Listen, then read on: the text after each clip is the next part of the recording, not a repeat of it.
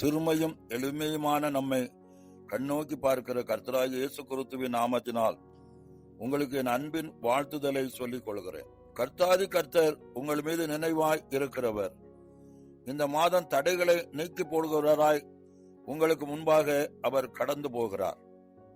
கடந்த 8 மாதம் உங்களை வழிநடத்தின தேவன் இந்த 9வது மாதம் மீகா தீர்க்க தரிசன புஸ்தகம் 2ஆம் அதிகாரம் 13ஆம் வசனத்திலே சொல்லப்பட்ட வாக்குத்தத்தத்தின்படி எல்லா தடைகளும் நீங்கும்படி செய்வார். அன்று மீகா தீர்க்கதரிசிக்கு சொன்ன அதே வார்த்தையை கர்த்தர் இன்று உங்களுக்கு வாக்குத்தத்தமாக கொடுக்கிறார்.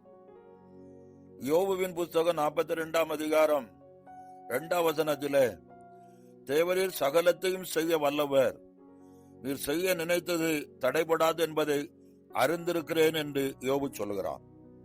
இந்த வாரத்திலும் யோபு சொல்வது போல அவர் செய்ய நினைத்த எந்த காரியத்தையும் தடை செய்யாதபடி ஜெயமெடுத்து தர அவர் போதுமானவராயிருக்கிறார். தேவாதி தேவன் தடைகளை தகர்த்து போடுகிறவர். எனக்கு அன்பானவர்களே, மீகா தீர்க்கதரிசி ஏசாயா தீர்க்கதரிசி வாழ்ந்த நாட்களில் இவரும் இருந்தார். ஏசாயா தீர்க்கதரிசியை காட்டிலும் மீகா தீர்க்கதரிசி மிக சிறிய தீர்க்கதரிசியாய் இருந்தார்.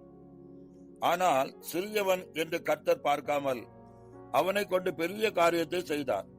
மீகா தீர்க்கதரிசியை தேவன் சிறியவன் என்று பார்க்காமல் அவனை கொண்டு ஒரு பெரிய வெளிப்பாட்டை கொடுத்தார்.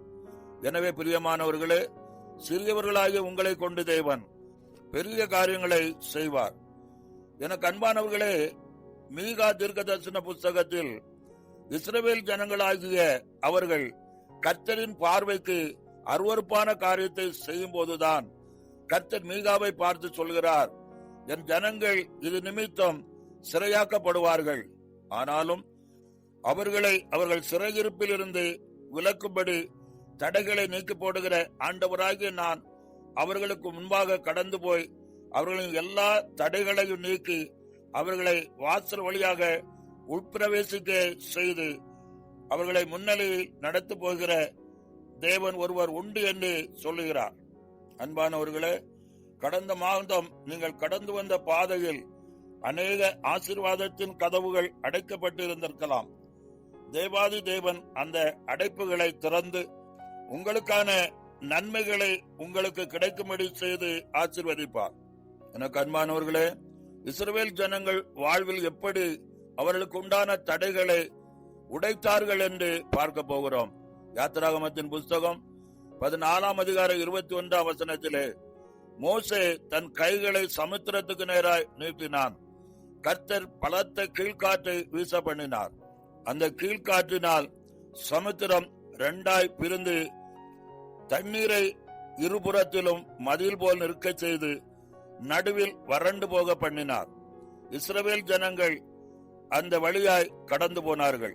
எனக்கு அன்பானவர்களே, மோசே தன் கரத்தை நீட்டின போது இஸ்ரவேல் ஜனங்களுக்கு முன்பாக சிவந்த சமுத்திரம் தடையாய் இருந்தது.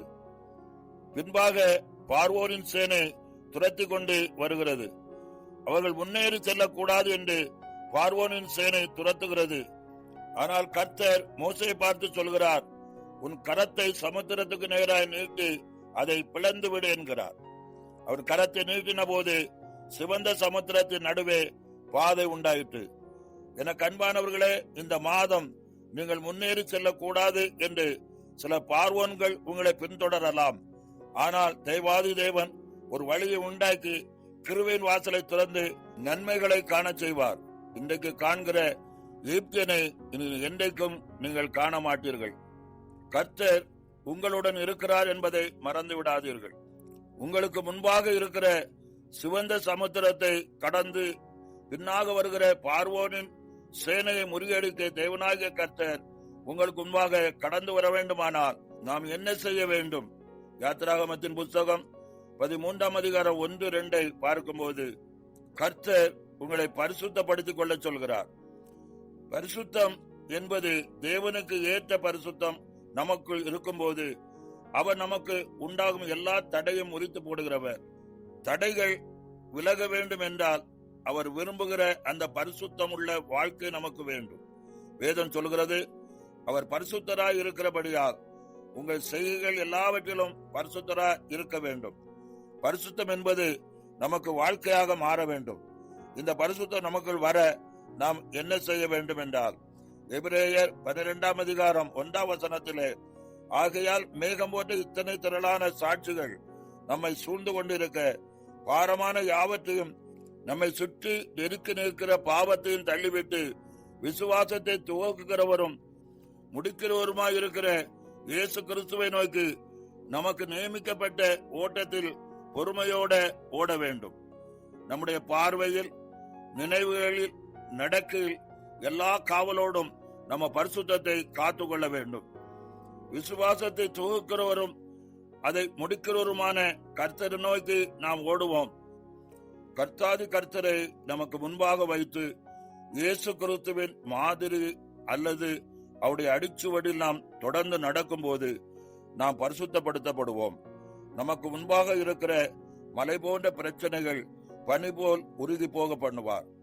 கர்த்தாதி கர்த்தர் தடைகளை நீக்கி போட்டு உங்களை மகிழச் செய்ய உங்கள் பரிசுத்தத்தை காத்துக் கொள்ளுங்கள். பரிசுத்தம் உள்ளவனுக்கு தடைகள் தானாய் விலகி போய்விடும். அதைத்தான் சங்கீதக்காரன் சொல்லுகிறான் 97:5, கர்த்தரின் பிரசனத்தினால் பர்வதங்கள் மெழுகு போல உருகிற்று, சர்வ பூமியினுடைய ஆண்டவரின் பிரசனத்தினாலே உருகி போயிற்று என்று சொல்லுகிறான். எனக்கு அன்பானவர்களே, உங்களுக்குள் கர்த்தர் எதிர்பார்க்கிற பரிசுத்தம் காணப்படும் போது தேவாதி தேவனுடைய பிரசன்னத்தின் வல்லமை உங்களுக்கு முன்பாக நிற்கிற எல்லா தடைகளையும் உடைத்து ஜெயம் எடுத்து தர அவர் போதுமானவராய் இருக்கிறார். கர்த்தர் தாமே இந்த வார்த்தைகளை கொண்டு உங்களை ஆசீர்வதித்து நன்மையினால் முடிசூட்டுவாராக. ஆமென். ஜெபம் செய்வோம். நேசிக்கிற நல்ல பிதாவே, ஆசீர்வதிக்கப்பட்ட இந்த நாளுக்காக நன்றி செலுத்துகிறோம்.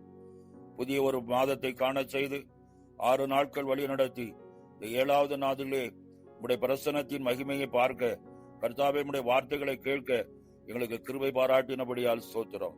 உடைய மேலான நாமம் மகிமைப்படுவதாக. எங்கள் வாழ்க்கையில கர்த்தாவே நீர் எதிர்பார்க்கிற பரிசுத்த வாழ்க்கைக்கு நேராக நாங்கள் நடத்தப்பட்டு விசுவாசத்தில் சோர்ந்து போகாதபடி துவக்குகிறவரும் முடிக்கிறவருமாகிய கர்த்தரை நம்பி உம்மை பின்பற்றி ஜெயமெடுக்க யாரெல்லாம் ஆயத்தமாய் வருகிறார்களோ அவருடைய வாழ்க்கையில நீர் பிரசன்னராய் இருந்து எல்லா தடைகளையும் நீக்கி ஜெயமெடுத்து கொடுத்து கர்த்தாவே நீர் முன்னணியில் நடத்தி செல்ல இந்த மாதத்திலே ஜெயமுள்ள வாழ்க்கைகளை கண்டெடுக்க கர்த்தர் ஒவ்வொருவருக்கும் உதவி செய்வீராக. மேலான நாம மகிமைப்படட்டும் ஆண்டவரே. தடைப்பட்டு நிற்கிற எல்லா காரியத்திலும் கர்த்தர் உடைய பிள்ளைகளுக்கு உதவி செய்வீராக. எல்லா மகிமைங்க நமக்கு செலுத்துகிறோம். இயேசுவின் நாமத்தில் ஜெபிக்கிறோம். வாக்குத்தத்தமுள்ள மேன்மையின் ஆசீர்வாதங்களை கரத்திலிருந்து எடுத்துக் கொள்ளுகிறோம் நல்ல பிதாவே. ஆமேன், ஆமேன்.